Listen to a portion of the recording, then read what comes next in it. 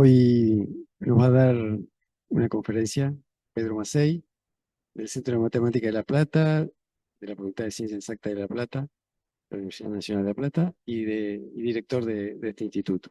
Vamos a hablar de FSG, marcos optimales con restricciones de norma.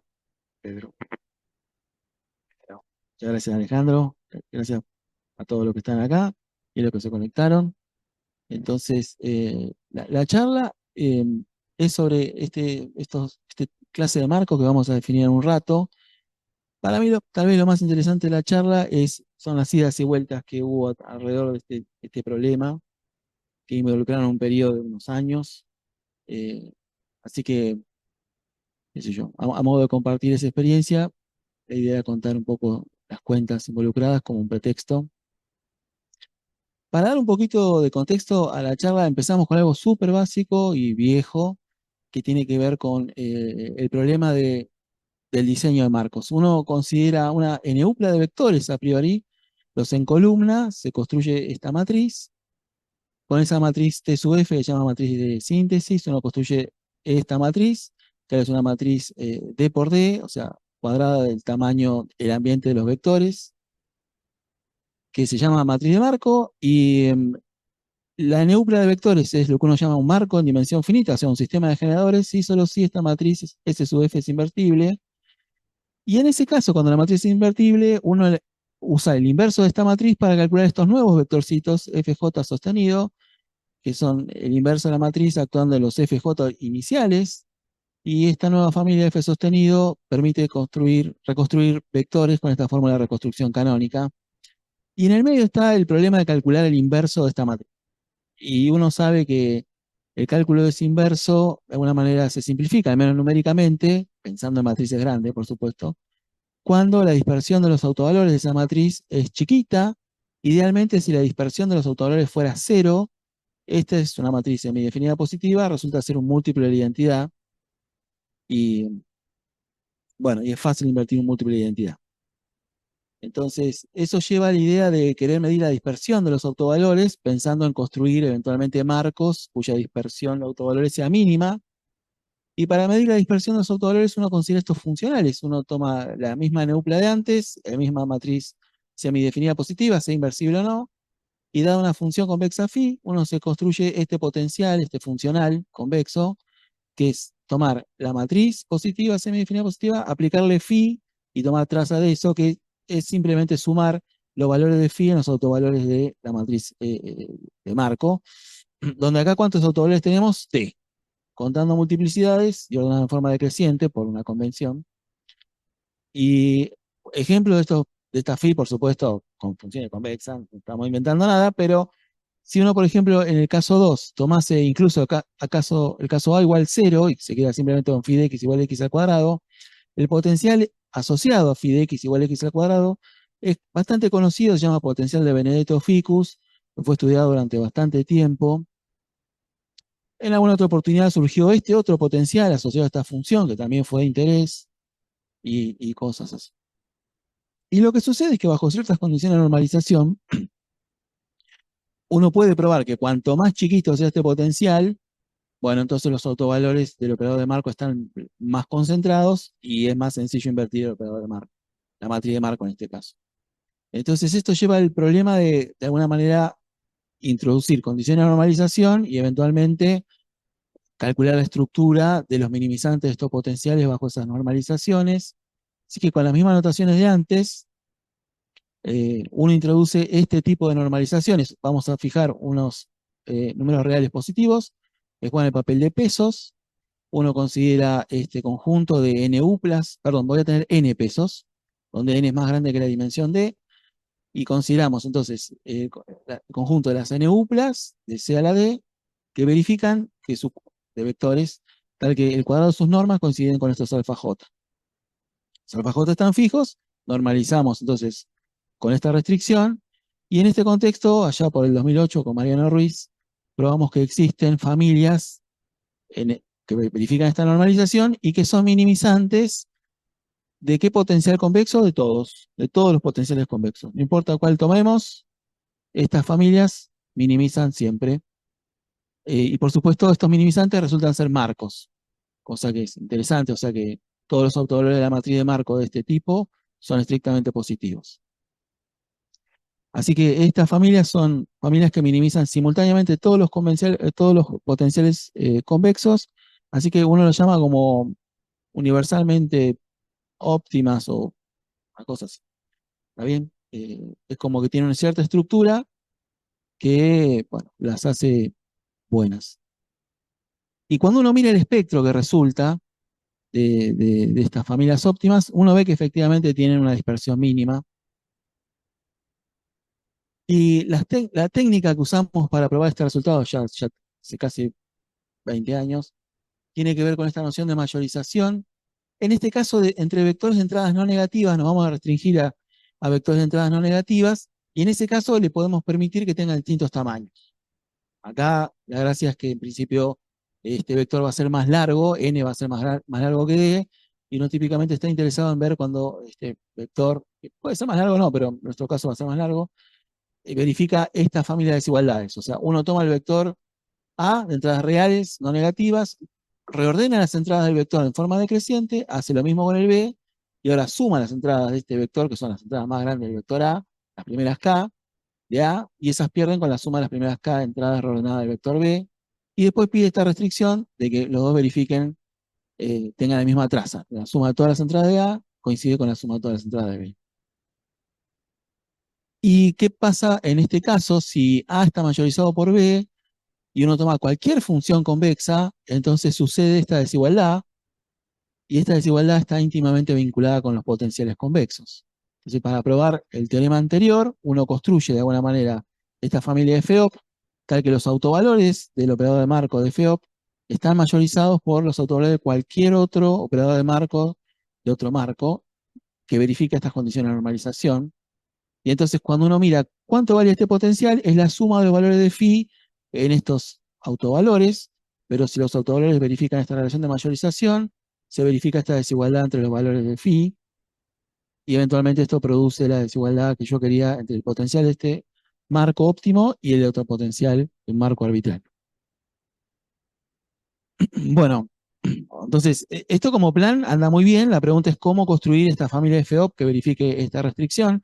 Y lo que sucede es que la mayorización también ayuda para construir los FEOP, porque hay un teorema que se llama el teorema de Schur-Horn, que es bastante conocido entre nosotros, que garantiza, dado unos pesos que fijamos previamente y dados unos numeritos que van a querer jugar el papel de autovalores, garantiza la existencia de una n-upla con estas restricciones, o sea que verifican eso, el cuadrado de FI es igual a alfa I, perdón, cuadrado de la norma de FI es igual a alfa I para todo I, y tal que los autovalores del operador de marco de esta familia coinciden con estos numeritos lambda que fijamos previamente.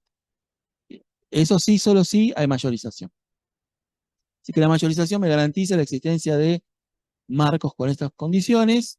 Entonces, finalmente lo que uno hace es, dado los pesos, se construye un vector que llamamos lambda op, que mayoriza a estos pesos, y tal que es mayorizado por cualquier otro lambda que mayorice esos pesos. ¿Está bien? Esa es un poco la estrategia. Y de hecho, este lambda op se puede construir, no es difícil de construir, y se construye con un algoritmo que es sencillo, que se enuncia en términos de los pesos iniciales alfa y la dimensión D. Bueno, genial. Si me permiten volver un poquito para atrás, yo lo que quisiera notar es que si uno quisiera extender esta noción de potencial, incluso en el caso particular del potencial de Benedetto-Ficus, haciendo phi de x igual a x al cuadrado, en el contexto de marcos en dimensión infinita, la cosa se complica porque básicamente uno quisiera tomar una serie de autovalores lambda j al cuadrado, por ejemplo, en ese caso, para phi de x igual a x al cuadrado, donde lambda j son autovalores, bueno, primero que no hay autovalores, pero incluso si los hubiera, si el operador fuera diagonal en alguna base, el operador de marco, sería un operador, bueno, en el contexto de dimensión infinita, uno básicamente prueba que los marcos tienen operadores de marco que son operadores inversibles, o sea, acotados inferiormente en este caso, por una constante positiva, todos los autovalores, y esta serie entonces divergería. No hay una extensión natural de estos potenciales de dimensión finita a marcos en dimensión infinita. Eso es un poco la moraleja. Y eso, de hecho, eh, hizo que la teoría esta de potenciales no se pudiera desarrollar en dimensión infinita en general. Sin embargo, eh, hay contextos en donde uno puede definir una especie de potencial, que es lo que vamos a hacer ahora, y para dar un ejemplo de este contexto donde uno puede definir potenciales, vamos a considerar estas familias eh, de marcos finitamente generados por traslaciones. Así que si me permiten, voy a necesitar contar un poquito de la terminología involucrada acá. El contexto va a ser, en principio, R a la K, y dentro de R a la K distinguimos Z a la K, y cualquier entero, bueno, el K entero, L, genera un operador que actúa en el L2 de R a la K, que es por traslación según L. Vamos a restringirnos entonces a traslaciones enteras, si me lo permiten decir así, que son estos unitarios que actúan en L2 de R a la K. Y uno dice que un operador S, que es un operador que actúa en L2 de R a la K, preserva estos shifts, si lo quieren pensar así, siempre que el operador S comute con estos operadores unitarios de traslación. Por ejemplo, si B fuera un subespacio que es invariante para esta familia de traslaciones enteras, es decir, B es un subespacio de L2R de la K, digamos cerrado, y tal que si tomo cualquier vectorcito de B y le aplico este unitario, vuelvo a caer en B, eso es que B sea invariante por los shifts. Entonces el proyector ortogonal sobre B resulta preservar shifts, conmuta con todos estos traslaciones enteras, operador de traslación, y en particular vamos a considerar estos espacios B que construimos así. Si tenemos una M-upla de vectores en L2, de R a la K, entonces construimos en principio esta sucesión de traslaciones enteras de estos GJ. Acá los L van a variar en todo Z acá y J en la familia que tenía entre 1 y M. Y finalmente, este espacio B de G va a ser la clausura del subespacio generado por esta sucesión de traslaciones enteras de los GJ iniciales. Y este es el modelo de subespacio que nos va a interesar, y lo llamamos subespacios finitamente generados por traslaciones enteras. Este por construcción se ve más o menos que es invariante bajo las traslaciones de subespacio, así que su proyector conmuta con las traslaciones enteras, o sea, shift preserve. Y todos estos operadores S que conmutan en este sentido con las traslaciones enteras tienen una estructura bastante fuerte que describimos en lo que sigue y que además es necesaria para poder definir el potencial. Y la estructura es así. Tomamos el toro ahora, 0,1 a la K, y tomamos una función f en L1 cortada con L2, este es un subespacio denso de L2, y definimos esta función, gamma de f, que es una función vectorial, digamos, del toro a valores vectoriales.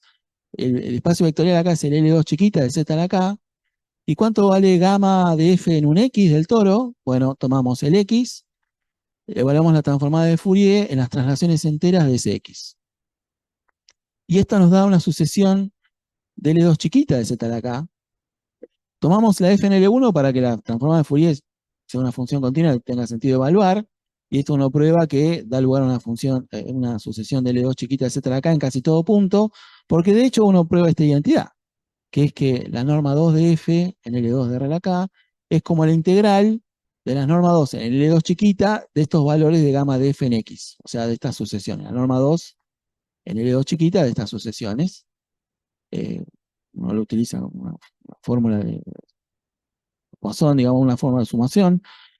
Y finalmente esta integral la piensa como el cuadrado de la norma de la función vectorial gamma de f. ¿En dónde? En un espacio adecuado de funciones que llamamos el L2 del toro a valores en este espacio L2 chiquita. Y esa función gamma, que en principio estaba definida para las funciones f en esta intersección, se extiende a una función gamma de todo L2 de R a la K en L2 del toro a valores en L2 chiquita, que formalmente es un conjunto de funciones del toro a L2 chiquita, que verifica una condición técnica de ser débilmente medible, y tal que el integral del cuadrado, acá tendría que haber puesto la norma de L2 chiquita, estos son valores de L2 chiquita, esta integral del cuadrado de las normas es finita. Y de hecho, esto es un isomorfismo isométrico, es decir, es una presentación del L2 un poquito distinta. Y una forma incorrecta, pero que a mí me parece útil de pensar este L2, es como si fuera una suma directa de copias del L2 chiquita. Lo que pasa es que formalmente es una integral directa, pero la suma directa sería, por cada puntito del toro tengo una copia de este espacio. Si quiero definir eso formalmente voy a tener problemas, pero es una forma de pensarlo. En vez de sumar la norma de las componentes, integro, pero esto lo pienso como una suma directa. Y el teorema de estructura de los operadores que preceden el shift es el siguiente: dado S, un operador en L2 de R a la K, entonces ese operador conmuta con las traslaciones, estos operadores de traslación entera para todo entero L, si solo si existe una función del toro a valores operadores, operadores que actúan en L2 chiquita, que es débilmente medible en un sentido técnico, esencialmente acotada, ahora decimos qué significa eso, y tal que permite representar la acción del S en un vector F con respecto a esta descomposición gamma del L2 de la siguiente forma. Vos tomás un vector F de L2, le actúas con el S, bárbaro. Ese valor tiene ahora una función gamma asociada. ¿Cuánto vale gamma en X? Es como haber tomado la fibra en X de este gamma de F y actuarle con el valor de esta función en el puntito X. Y esto de alguna manera es una especie de acción diagonal, si me permiten pensar a este espacio, perdón, este espacio L2, ¿dónde está el L2? Acá. L2 como una suma directa. Es una diagonalización en algún sentido del S. Y eso lo puedo hacer, esta diagonalización lo puedo hacer exactamente cuando el S conmuta con las traslaciones enteras en L2 de R acá. Y lo del supremo esencial es esta cosa de que uno recupera la norma del S como el supremo esencial de las normas ahora de estos operadores que son los valores de la función S entre corchetes en X en L2 chiquita. El supremo esencial para los X en el toro de estos valores.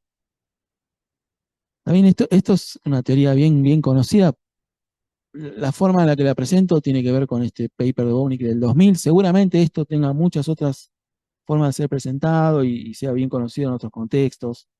Pero bueno, digamos, Bownick tiene esta presentación muy útil para nosotros, así que lo saco de... Bueno, y otro teorema de Bownick que nos va a ser útil es el siguiente. Ahora vamos a concentrarnos otra vez. Empezamos con una M-upla de vectores en L2 de R a la K.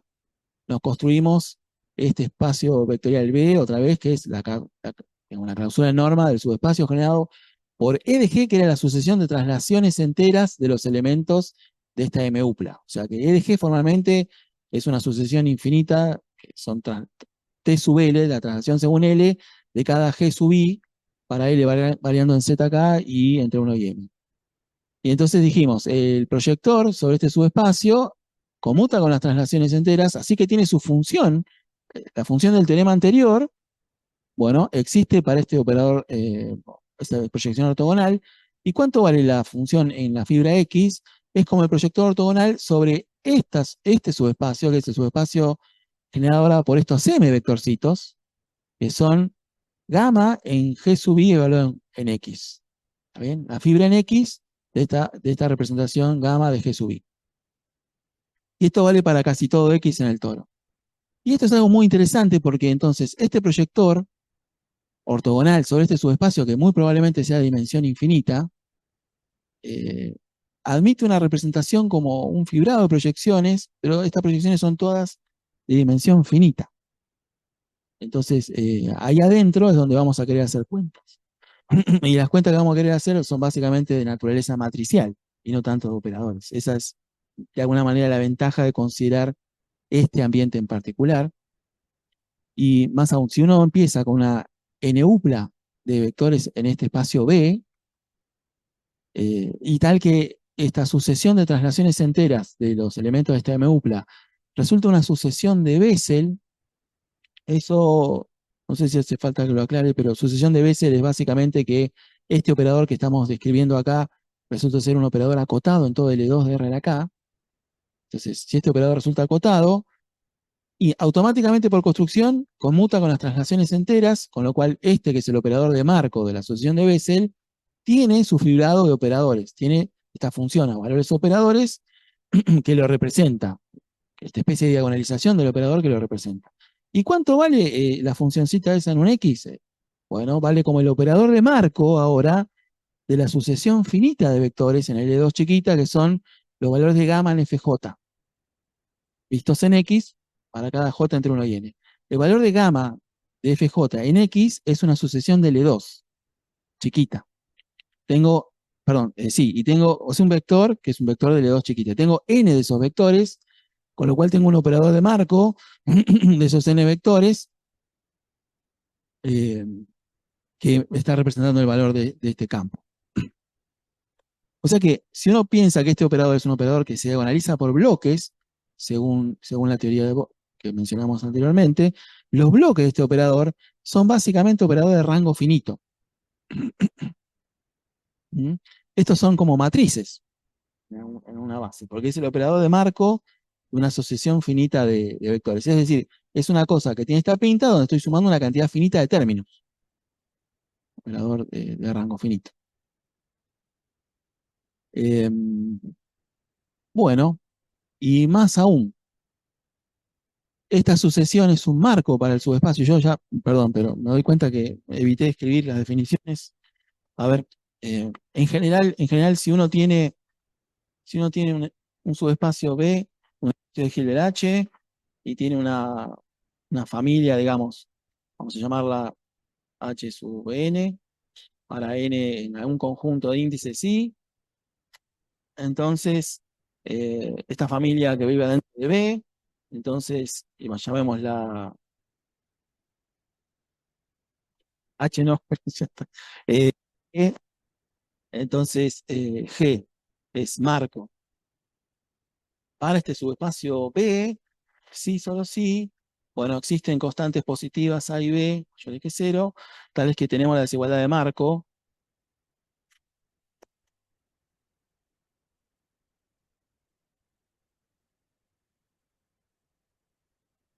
HI, igual que B, sí. Ahora, para todo vector F en el subespacio. Eso sería un marco de vectores del subespacio para el subespacio. Es como una noción localizada de marco cuando miro, como el ambiente que miro no es todo el H, sino es el subespacio B. Bueno, y entonces esta sucesión es un marco para el subespacio. Gracias. Sí, solo sí, existen estas constantes positivas, A y B, que verifican esta desigualdad en cada una de las fibras. La constante A por el proyector ortogonal sobre esta M-upla de vectores de L2 chiquita, o sea, este proyector sobre un subespacio de dimensión finita, está por abajo del operador de marco de esta N-upla de vectores, o sea, este operador de rango finito, y a su vez la constante B por el mismo proyector domina a este N-upla. O sea que si estas operadoras de rango finito básicamente están actuando de forma inversible en este subespacio de dimensión finita en cada una de las fibras. ¿Bien? Y no solamente están actuando, y de hecho la acción digamos, de cada uno de estos operadorcitos en las fibras correspondientes está controlada por este par de constantes, A y B. Y la dimensión de estos espacios, bueno, esta M-upla está formada por vectores que pueden ser linealmente dependientes, con lo cual no conozco bien la dimensión de este subespacio, pero esa lo sumo M. O sea que tenemos operadores de rango finito que están semidefinidos positivos, porque es el operador de marco de una M-upla, que están dominados por arriba y por abajo por constantes multiplicadas por el mismo proyector sobre un subespacio de dimensión finita. Esos son como, digamos, los ingredientes con los que uno puede contar al momento de partir de una sucesión, en principio de Bessel y finalmente un marco. Otra cosa que no dije es que si esta sucesión fuera solamente una sucesión de Bessel, o sea, en principio se verifica solamente esta desigualdad, en la desigualdad de marco, entonces vale esta desigualdad que está acá, de este lado. Esta no puede no valer para ninguna constante, pero en las sucesiones de Bessel vale esta desigualdad que está acá. O sea que todos los autovalores de estas operadoras de rango finito están dominados por B, por ejemplo. Y tengo a lo sumo M, que me interesen porque este es un subespacio de dimensión M. Bueno, dicho todo eso, uno ya puede definir los potenciales convexos para familias en este contexto. Perdón, partimos de esta M-upla de vectores, que la uso de forma auxiliar para construir este subespacio B, y ahora tomo una N-upla de vectores en ese subespacio B, supongo que es una sucesión de Bessel, y dado una función phi convexa, definimos el potencial convexo de la sucesión con respecto al subespacio. El potencial convexo de la sucesión de traslaciones enteras de la familia F con respecto al subespacio B inducido por la función phi, como la integral sobre el toro de la traza ahora de actuamos con phi en este operador semidefinido positivo, que es el valor, dijimos, este operador de marco de esta familia es, conmuta con las traslaciones enteras, tiene su función a valores operadores asociada. De hecho, sé que en casi todo punto esta función vale un operador semidefinido positivo, que es el operador de marco que aparecía acá, o sea, esta identidad, con lo cual esto está bien definido como una acción de una phi en un semidefinido positivo, y ese valor de cálculo funcional la multiplico por este proyector, y de eso tomo traza. Y si uno lo piensa un poquito, es simplemente integrar ahora la suma, integrar sobre el toro, la suma de igual 1 hasta d sub x de los valores de phi en los autovalores lambda i de este operador de rango finito, donde quien es d sub x es la dimensión del subespacio, digamos, el rank de esta fibra, que si me permiten, vuelvo atrás, dijimos, esta fibra es básicamente el proyector sobre un subespacio de dimensión finita que tiene dimensión a lo sumo m. Con lo cual conocemos esta desigualdad. Y todo esto es para justificar de que esta integral está bien definida. O sea, estoy integrando sobre el toro, a lo sumo m valores, la suma de m valores, que están de alguna manera por abajo de phi de b. Y eso da un valor. Y acá necesitamos usar toda la estructura, el subespacio que produce este factor acá, para de alguna manera delimitar la cantidad de términos que puedo sumar. Esto porque no quiero restringir la phi que valga 0 en 0. Si no, hacemos que phi valga 0 en 0 y tiramos este factor, no había problema. Bueno, genial. ¿Y todo esto para qué? Porque la idea es definir un problema, que es el problema, bueno, definir el siguiente problema. Como antes, M-upla auxiliar, genero el subespacio, y ahora voy a fijar una N-upla de pesos, donde N va a ser más grande que la cantidad de generadores del subespacio, y vamos a considerar este conjunto que involucra una condición de normalización, las N-uplas de vectores de B, que verifican que el cuadrado de su norma son los alfa i. Y tal que la sucesión de traslaciones enteras de estos FJ forman una sucesión de Bessel.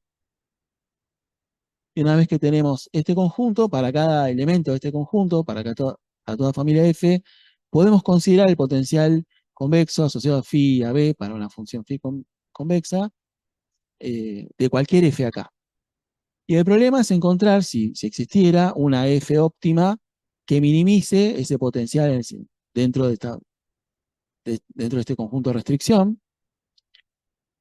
Si tal cosa existe, y si existe, bueno, estaríamos interesados en entender la dependencia de este óptimo con respecto a la función phi que fijemos.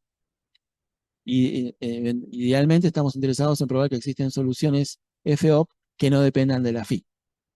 Bueno, esas eran todas las preguntas que nos hicimos ya por el 2015 con Demetrio y con María José, cuando María José estaba estudiando su tesis doctoral. Y pudimos resolver parcialmente, pudimos responder parcialmente esas preguntas. Y la herramienta que usamos para responder parcialmente las preguntas tiene que ver con un teorema de tipo Schur-Horn en este contexto. Así que consideramos, para escribir ese teorema, permítame introducir esta notación, este subespacio B, que es el mismo de antes, básicamente, solo que ahora ya me olvido de G, básicamente pido un subespacio B, bueno, que es invariante bajo traslaciones, tal que su proyector ortogonal conmuta con las traslaciones, o sea que tiene este fibrado de operadores, y me restrinjo a considerar, bueno, y verifican que el D sub X, que verifica esta traza, verifica esta restricción para algún M. Ni más ni menos que esto. Solo que no quería poner B, así que escribí esto, pero... Y vamos a considerar una N-upla de funciones alfa J, ahora son funciones, y una sucesión de funciones lambda J, del toro a valores reales no negativos, que están ordenadas así, de forma decreciente, las funciones para cada punto del toro. Pero los valores de las funciones alfa j, fijado en x, los valores alfa j no están necesariamente ordenados variando el j. Y el resultado que pudimos probar allá por el 2016, que fue digamos, el puntapié inicial de algo que pudimos hacer con respecto a esto, es el siguiente. Uno tiene entonces, como antes, esta sucesión F, tal que F es una sucesión de Bessel. Perdón, lo que podemos probar es que existe una F, así, formada por una neupla de vectores en B sub n, tal que esta sucesión de traslaciones enteras es una sucesión de Bessel, que además verifica estas dos condiciones. Puedo de alguna manera garantizar que la norma de gamma de FJ en la fibra X, la norma de eso al cuadrado, coincida con el valor de esta función alfa J que prescribí previamente, y tal que el jésimo autovalor de esta matriz, que básicamente es el operador de marco de la gama de las funciones FJ en X, que el jésimo autovalor de eso sea esta función lambda J que prescribí previamente, y eso para casi todo X del toro. Puedo garantizar eso sí, solo si uno puede garantizar o verifica las siguientes condiciones de admisibilidad. Bueno, en principio que lo que quiero que sean autovalores sean cero eh, para J que superen la dimensión de la fibra en la que estoy parado, lo cual es muy razonable porque quiero que estos sean autovalores de este tipo. Y este tipo tiene rank a lo sumo T de X. Y además esta restricción de mayorización, que ahora cuando fijamos un X y miro la NUPLA de valores alfa J en X, esa NUPLA de valores reales no negativos está mayorizada por esta T de X supla, que son los lambda J en X, para J entre 1 y D sub X. Y esto para todo X en el toro, o para casi todo X en el toro. ¿Está bien? O sea, ¿cuál sería el plan en este contexto? Probar la existencia de sucesiones de traslaciones de una familia de FOP que minimicen el potencial, bajo las restricciones de normas. Las normas están previamente definidas, genial. Entonces vengo acá y digo, en principio puedo garantizar la existencia de marcos que tienen esta estructura interna si verifico estas relaciones de mayorización. Y esto básicamente nos lleva a un problema de definir o diseñar distribuciones de pesitos lo mejor posibles para que garanticen que los vectores que mayorizan esta distribución de pesitos más pequeños con respecto a la mayorización sean muy buenos. A ver, lo digo acá de nuevo.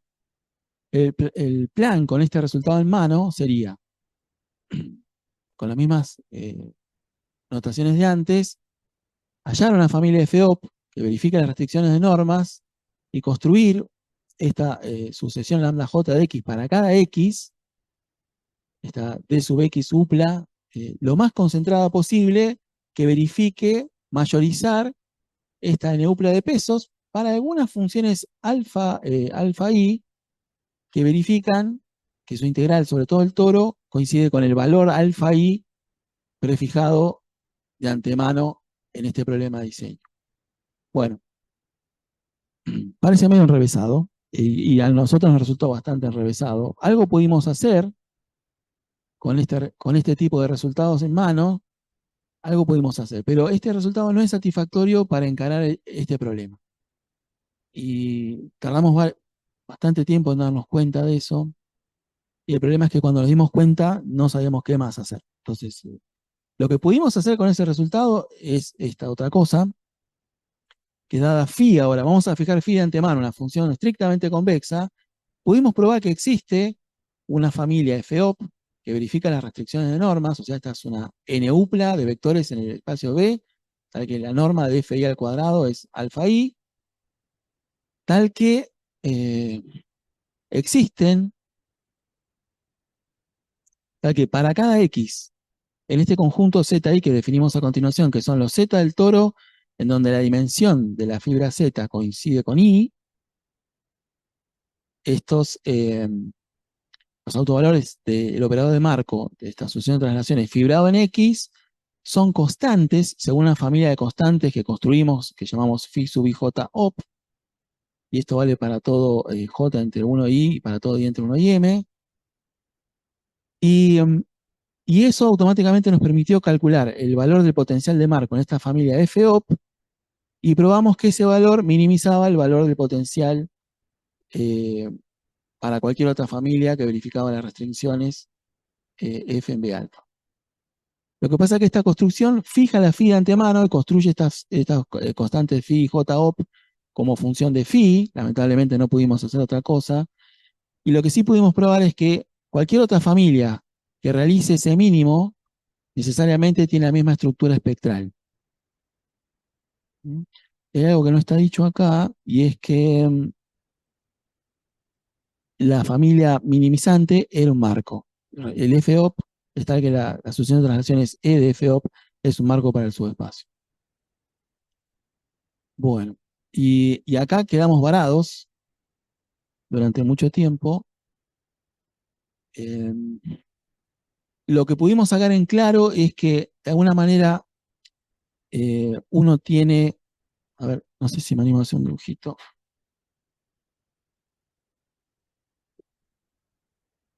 Uno tiene el toro, no sé yo, ¿sí? El toro está dividido en pedazos, donde si uno mira un X, uno tenemos, bueno, tenemos el subespacio B, que es este subespacio asociado a una sucesión G finita, y para este subespacio, en cada punto del toro D, tenemos un valor de la dimensión de la fibra, o bueno, la traza en este caso, así. Y estos parches son donde este valor es constantemente igual a I. Acá valdrá un valor I, acá valdrá un valor I', acá I2', teníamos distintos parches. En cada parche tenemos una dimensión coherentemente definida en el parche igual a I, I', qué sé yo. Y el hecho de que tuviéramos distintas dimensiones nos hacía muchísimo ruido y no nos permitía avanzar con las cuentas. Acá hay un problema que para nosotros fue nuevo, que es tener que enfrentarnos a esta situación donde la dimensión del espacio en donde queríamos plantear un diseño óptimo variaba. Entonces, genial. Aún así, digamos, en lo que pudimos probar es que la solución óptima, de alguna manera, en cada uno de estos parches tenía una estructura discreta, es decir, era casi constante. En cada uno de estos parches, los lambda J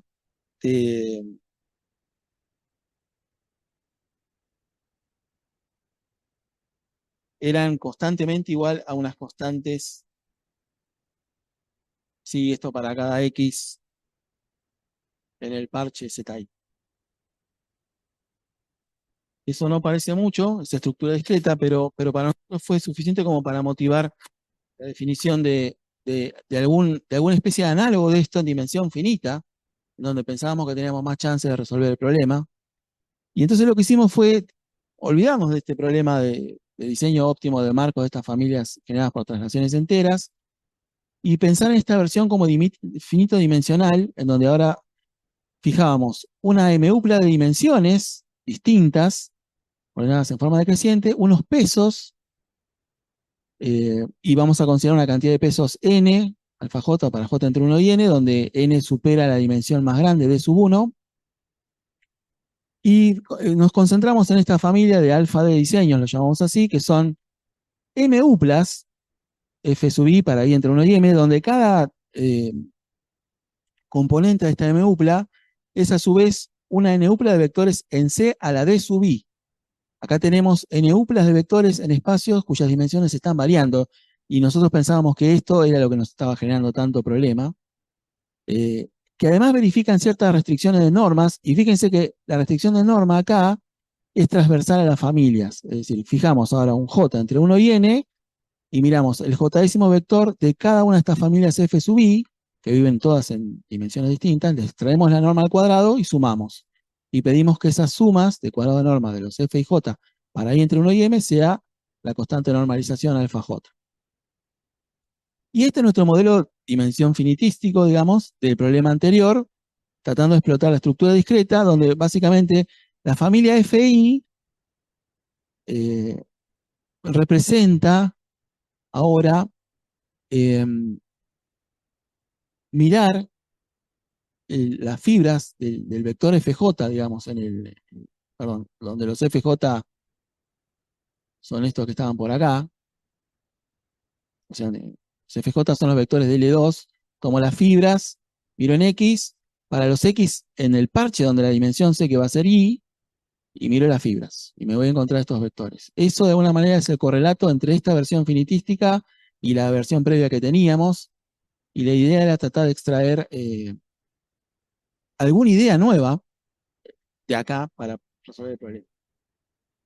En el de mientras se sumó al problema, digamos, al equipo Mariano Ruiz, que fue en realidad quien aportó una visión completamente novedosa para nosotros del problema, porque nosotros veníamos de alguna manera eh,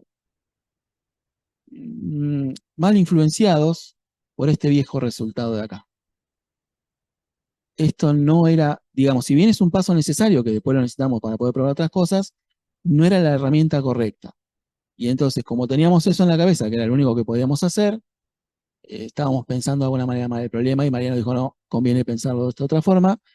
Y así fue que hicimos. A ver, el otro ingrediente que falta acá es el potencial convexo conjunto. O sea, a estas familias, a estos alfa de diseños, le vamos a asociar también un potencial, que es tomar una función convexa, y el potencial convexo conjunto de la M-upla de estos FI es la suma de los potenciales convexos de cada una de las familias FI por separado, o sea, la suma para I entre 1 y M, de la suma de los D sub I autovalores, D sub I valores de phi en los D sub I autovalores lambda J de los operadores de marco de phi.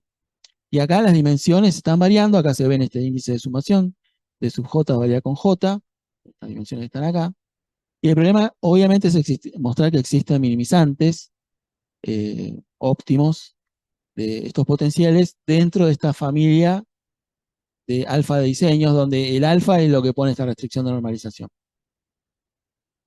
Y para poder hacer eso, y eso lo pudimos resolver, insisto, con la idea novedosa que planteó Mariano, y la herramienta, digamos, o la estrategia de la solución pasó por observar lo siguiente. Lo que teníamos que hacer era mirar este pegoteo de espectros.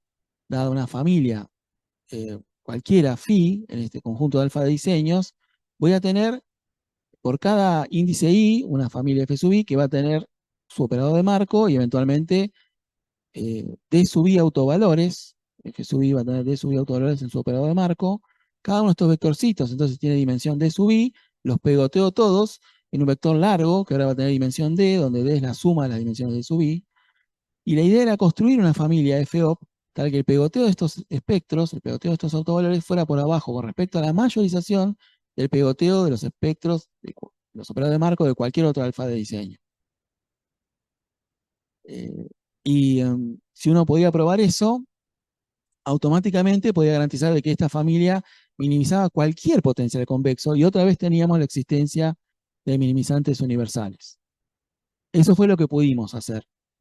Y para poder hacerlo, obtuvimos una serie de ideas nuevas y si bien esas ideas no se aplicaban nuevas en este contexto, no se aplicaban directamente en el problema original de diseño de marcos óptimos de estas familias por traslaciones enteras, se podían adaptar a ese contexto. Fíjense que si uno quisiera adaptar esas ideas, tengo que definir el pegoteo de espectros. En este caso, definir el pegoteo es tomar la suma directa, es muy fácil. En el caso de estas familias de traslaciones, la cosa no es tan sencilla, así que si me permiten, hablo brevemente de cómo pegotear espectros para estas familias de traslaciones enteras de familias finitas de vectores. Lo primero es pegotear espacios de medida. Si tengo dos espacios de medida, los puedo pegotear, tomar la suma de alguna manera de esos espacios de medida, que es a los conjuntos subyacentes les tomo la unión directa, la unión disjunta, tomo unión disjunta de elementos medibles, de conjuntos medibles, y la medida suma actúa en la suma directa de conjuntos, bueno, conjunto a conjunto, de alguna manera. Y bueno, si uno tiene un par de funciones en f y g en L1 de los espacios correspondientes, uno pegotea las funciones, es como que f actúa en este cacho del conjunto y g en este otro que es independiente, es un poco lo que está acá, y la integral en el espacio pegoteado del pegoteado de las funciones es la suma de las integrales. Esto es simplemente como para formalizar.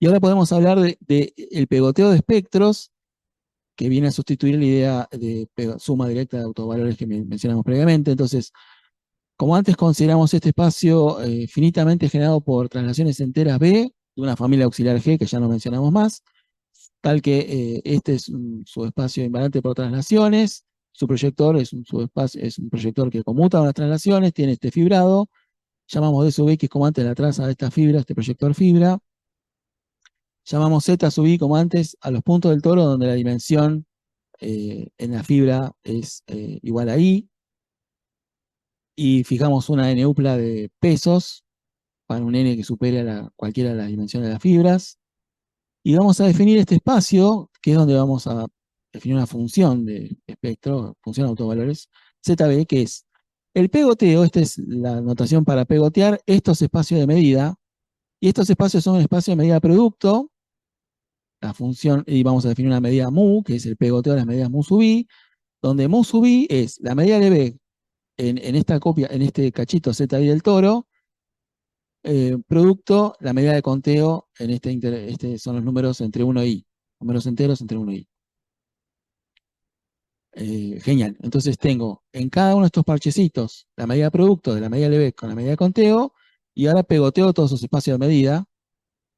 Y ese va a ser el espacio dominio, espacio de medida de dominio, donde vamos a definir el siguiente concepto. Dada una función f, una n-upla de vectores en B que verifican la restricción de normas, definimos la función m sub f, la función del infinito a valores no negativos, tal que, a ver, ¿cómo son los puntitos de ZB? Bueno, son de la forma pares ordenados, pegoteo, o sea, esta unión disjunta de pares ordenados, uno en ZI, o algún índice entre 1 y I, o sea, que el X está en ZI y este J está entre 1 y I, y que define un M sub F en ese punto, y el J-ésimo autovalor del operador de marco de esta F en la fibra X, y esa es la función, de alguna manera, pegoteo de espectros. Es un poquito más técnica que en el caso anterior, pero es buena en el sentido de que si yo quiero calcular el potencial convexo de esta familia de traslaciones enteras de los F, es como componer phi con esta función pegoteo de espectros e integrar.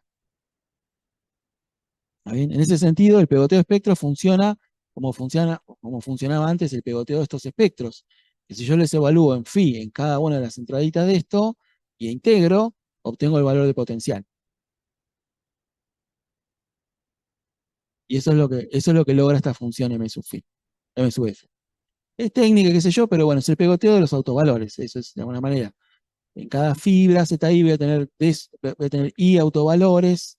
Entonces, tengo I copias del ZI que los pego, y eso me da suficiente ambiente como para definir esta función. Y el otro ingrediente que usamos en el contexto de alfa de diseños es la noción de mayorización, que en este caso tenían que involucrar funciones ahora definidas, funciones medibles en el infinito, a valores no negativos en este espacio de medida. Y bueno, lo que sucede es que hay una noción de mayorización para funciones así, que involucra el rearreglo decreciente de las funciones. Esto es tal vez un poquito más técnico, pero si uno tiene cualquier espacio de medida finito, una función no negativa, puede definir la función rearreglo decreciente, f estrella, ahora de 0, en el intervalo de longitud medida del conjunto X, valores reales negativos, con esta expresión, básicamente. Y este rearreglo decreciente me permite definir la noción de mayorización.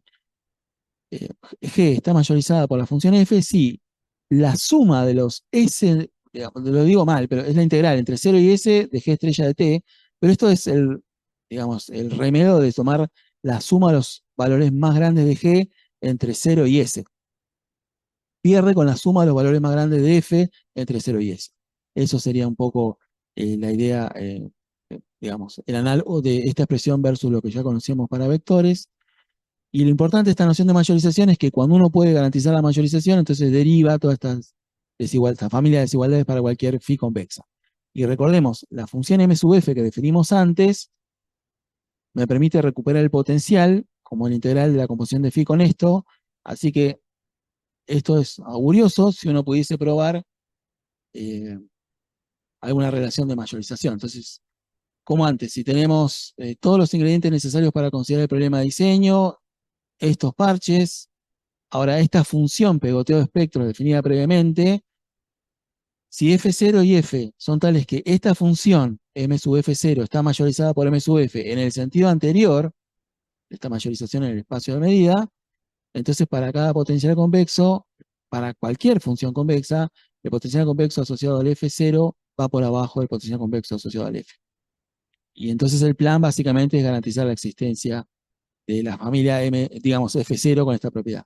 Pero para hacer eso, yo les decía que la única herramienta que teníamos a mano era ese teorema de Schur-Horn para fibras, que no era bueno, y lo que pudimos hacer es mejorar ese teorema con esta versión que básicamente extiende digamos, un resultado que introdujo fundamentalmente Mariano acá en este contexto de alfa de diseños, ahora proyectado este contexto de familia de traslación. Entonces, si uno tiene B como antes, estas funciones que quieren jugar el papel de autovalores en la fibra X de cierto operador y estas familias, y ahora estos pesos, y no familia de pesos, entonces son equivalentes. Que existe una familia F bajo estas restricciones que tiene estos autovalores, y es básicamente lo único que yo quiero saber, eso es equivalente a que estos autovalores verifiquen que son cero, donde tienen que serlo, cuando la cantidad J excede la dimensión de la fibra, que eso está bien, y se verifica la siguiente relación de mayorización entre la N upla y esta otra N upla que se produce integrando estos vectorcitos en el toro. Y esta es una mejora en el sentido de que si yo ahora quiero construir cosas que tengan el espectro óptimo, que tengan el espectro óptimo en cada fibra, básicamente me tengo que preocupar por chequear esta relación de mayorización y ya no mirar unas funciones auxiliares que eran distribuciones de pesos, que antes las llamábamos, perdón, que vuelva para atrás, pero que esto era lo malo de alguna manera del teorema. Oh, acá.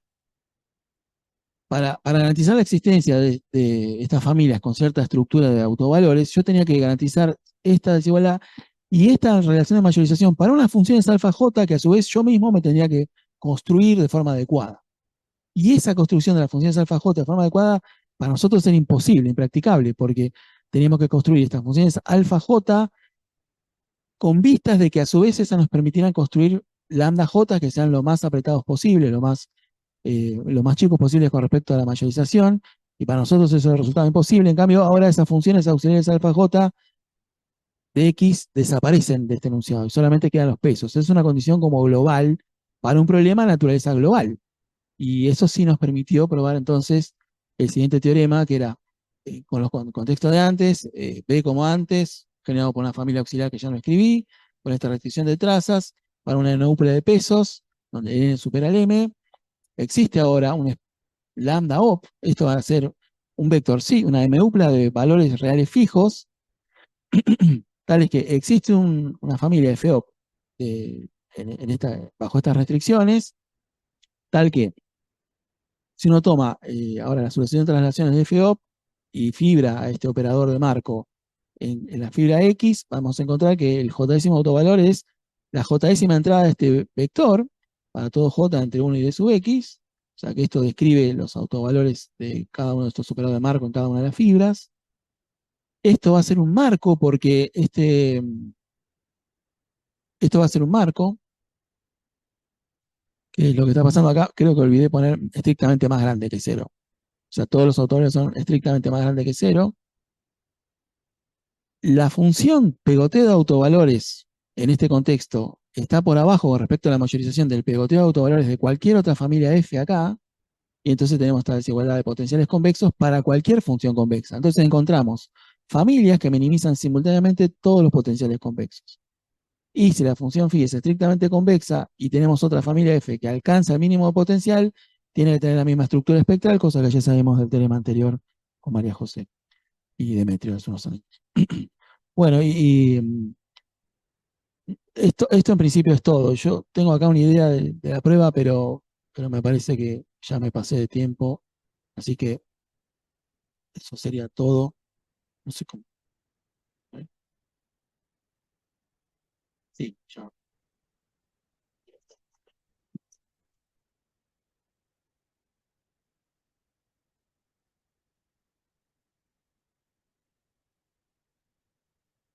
pregunta? Bueno, Más no recuerdo. Poner el teorema. Eh, los lambdas son fijos y en cada catch-up de dimensión lo que haces es truncar la lambda y te quedas con lo más grande. O sea, visualización con la integral. Perfecto. O sea, ¿qué es eso? Tenés los autovalores globales, pero en cada una de esas fibras con D sub X le tachás lo más chiquito. Es esa, es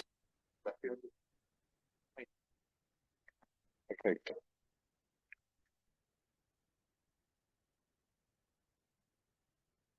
Sí, ya, o sea, si uno quisiera hacer un dibujito, no sé si va a ser muy ilustrativo, pero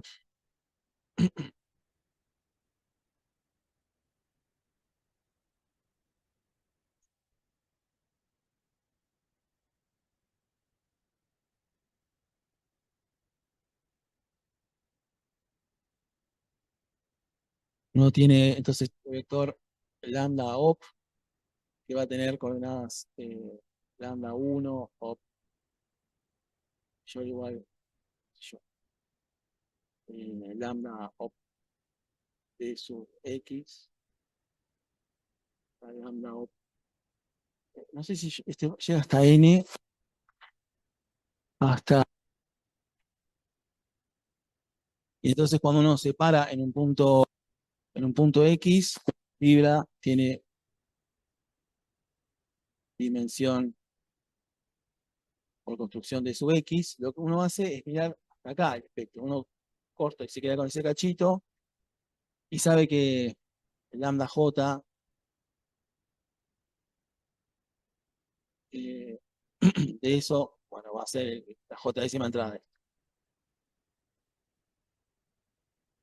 Claro, este es el lugar que tenés, porque a todo esto, este tipo,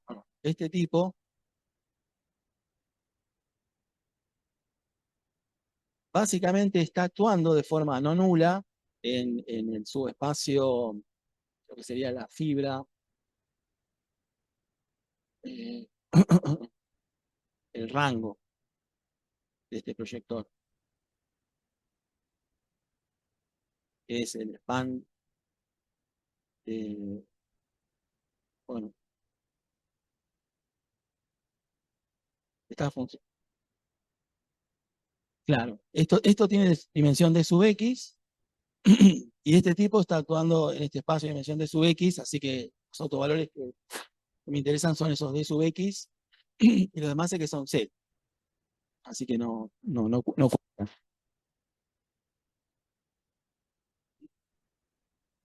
Sí. Claro, el último no es cero, sí. Lo que pasa, sí. Lo que pasa es que pusimos ahí, no está del todo bien, o sea, técnicamente uno tendría que decir, como que el supremo esencial de d de x es lo que tenemos que mirar. Esto sería el M correcto para poner, claro. Y entonces, si es, llamo, no sé cómo llamarlo ya, ponerle lo llamo D, entonces el lambda op sub D, este resulta ser estrictamente positivo. El M a priori podría ser, esto no es, el M a priori podría ser más grande.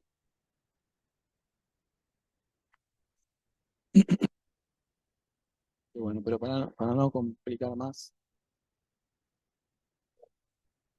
M era la cantidad de vectores, pero podrían ser linealmente dependientes de entrada los vectores. Entonces, una fibra, sí. Sí, sí. Sí. En el medio, o sea, nosotros con María José y con Demetrio empezamos en 2016. Quedamos varados ahí durante un tiempo, planteamos la idea de estos alfa de diseños. Y tuvimos un trabajo que en un momento tuvo como casi 40 páginas de longitud, donde encontrábamos una solución óptima, con la vieja idea de usar unos pesos óptimos que generaban un espectro óptimo. Sí. Y vino Mariano y dijo, no, lo están pensando mal. Mejor hagamos así. Y en unas apenas 18 hojitas pudo probar cosas mucho más fuertes. eso fue cambiar la perspectiva del problema, cómo mirábamos el problema y encontrar la herramienta correcta.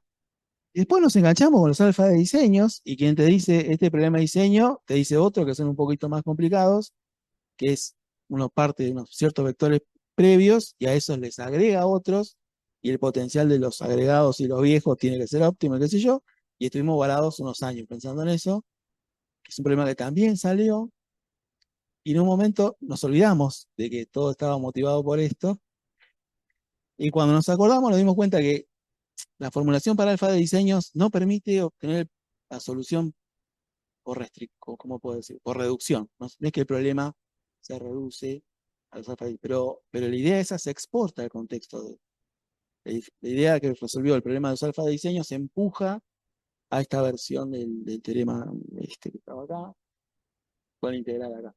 No parece ser mucho, pero esto causa una diferencia sustancial. Y esto junto con técnicas, yo acá lo menciono, junto con otras técnicas de alfa de diseños también permiten construir este vector. Y bueno, y ese fue el enfoque, digamos.